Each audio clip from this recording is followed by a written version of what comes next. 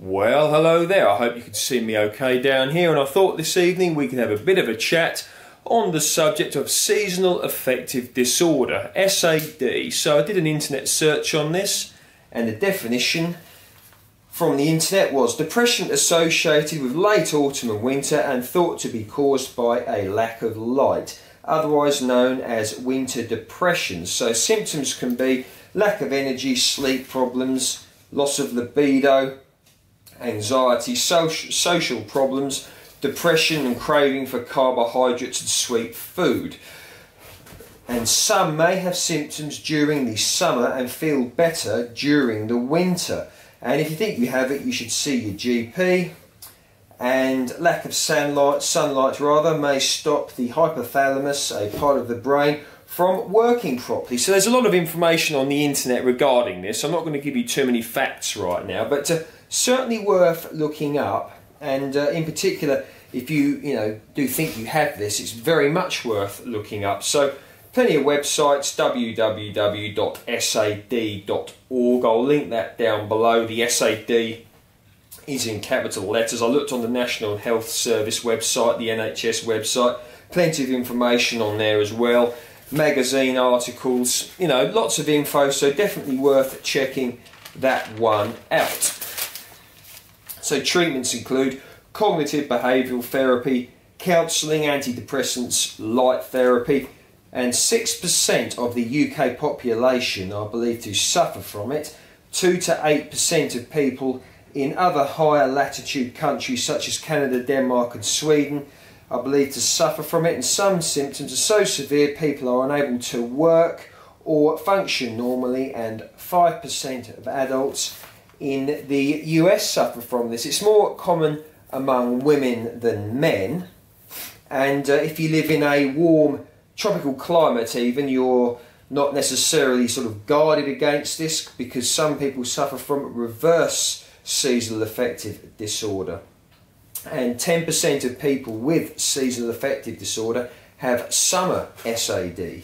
So there we go. So lots of information on that. Now, I myself don't suffer from this, but I do suffer from gardening despondency syndrome. I'll link that video down below. I put that up a few weeks ago, but that's one thing I definitely do suffer from. But if I cast my mind back to when I worked as a care assistant, the seasons definitely probably had more of an effect on me than they do now, because of inexperience really, and you're not necessarily in tune as much with the seasons when you're working inside, whereas now I work as a maintenance gardener. So if I go back to my time as a care assistant, I was a care assistant for just under 11 years, I think, something like that.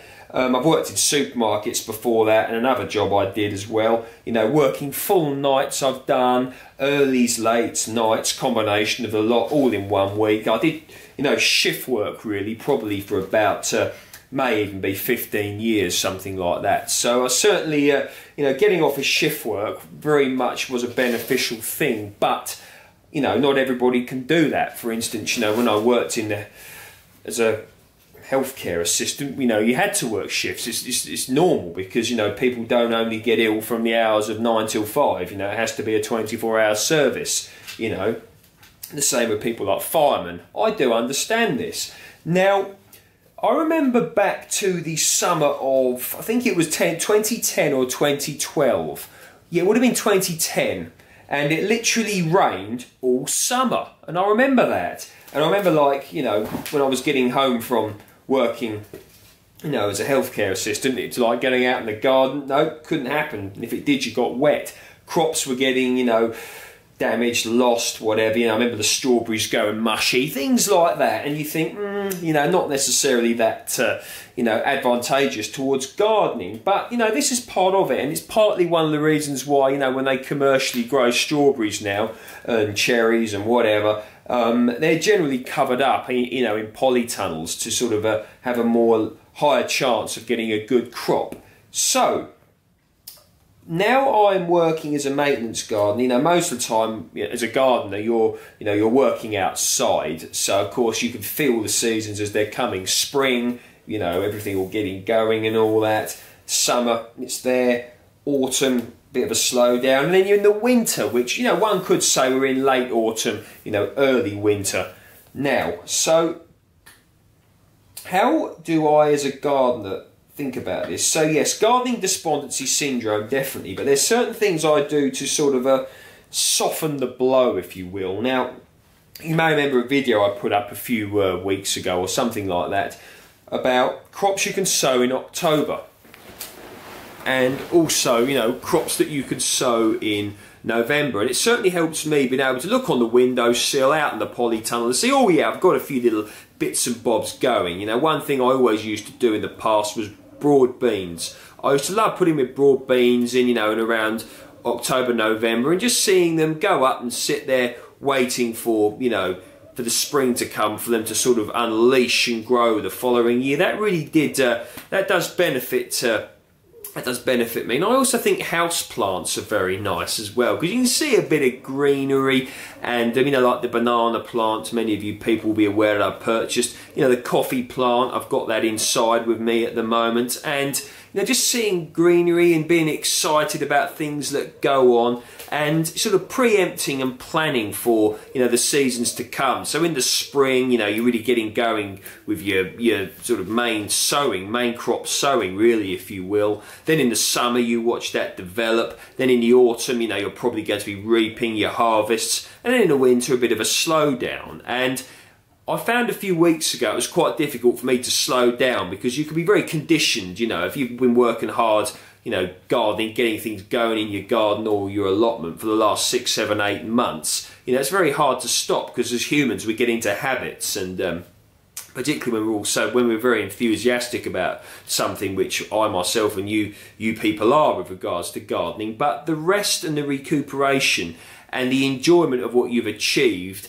and learning from your mistakes as well is all part of it. You know, because you think, oh, that didn't go well, so I'm going to just take a step back and think and plan about what I'm going to be doing, you know, the next time I do this. Maybe I need to protect them from birds a little bit better, maybe slugs and snails. Got all my lettuces and I've got to think of something else to do. Maybe this didn't grow well here. Maybe with blueberries I grew them in the wrong growing medium and they look sick, so therefore I've got to get them into an ericaceous medium. Bit of feeding of your plants. Just learn and think. You know, we all have made mistakes during the gardening season, the previous season before. I myself have made many. So I think that's one thing. But, you know, don't be afraid to just put it to bed for the winter, you know, just for a bit, and just go out there and enjoy, you know.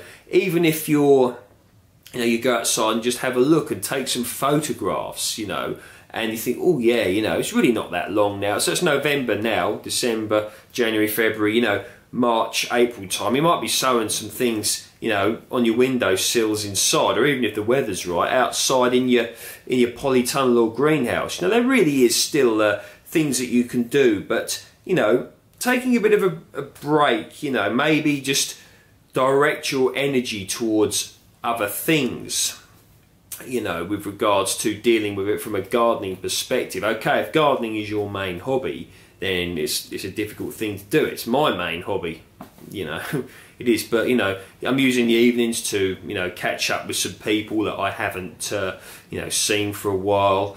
You can use it to pursue another hobby, maybe a little bit of guitar playing, whatever that may be, language learning, whatever floats your boat, artistry, calligraphy, anything, you know, that you've now got the time to do. Because you could be thinking, well, let's say for argument's sake you work a normal 9 to 5 job, 5 or 6 days a week during the summer or whatever, or year round, but in the summer you then get home and you have your dinner, whatever, and then you're outside working on your plants, your garden, weeding, whatever, and of course excuse me, you might not have time for those other things. So learn to use the season and relinquish and plan.